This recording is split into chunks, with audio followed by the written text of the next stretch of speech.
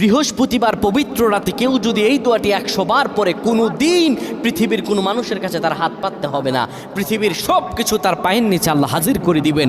দারিদ্রতা থেকে মুক্তি দান করবেন, বিপদ আপদ থেকে মুক্তি দান করবেন, তার সম্মানকে সুউচ্চতা দান করবেন, অসুস্থতা থেকে দূরে রাখবেন।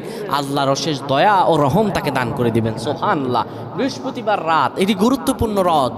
এই রাত সপ্তাহে একদিন আসে। আরবিতে রাত আগে আসে, দিন পরে আসে। সুতরাং বৃহস্পতিবারের যে দিন গিয়ে রাত, এটি বৃহস্পতিবার রাত নয়, এটি শুক্রবারের রাত, এটি জুমাবারের রাত, এটি দোয়া কবুলের রাত, আল্লাহর কাছাকাছি হওয়ার রাত। সুবহানাল্লাহ। এই বৃহস্পতিবার রাত আল্লাহ তাআলা বান্দার দোয়া কবুল করেন। কেউ যদি বৃহস্পতিবার রাতে ঈশা নামাজের পরে পবিত্র হয়ে ইয়া হাইয়ু ইয়া হাইয়ু ইয়া হাইয়ু ইয়া রফিয়ু ইয়া রফিয়ু ইয়া রফিয়ু এই দোয়াগুলো পড়তে পারে 100 বার, আল্লাহ রাব্বুল আলামিন তার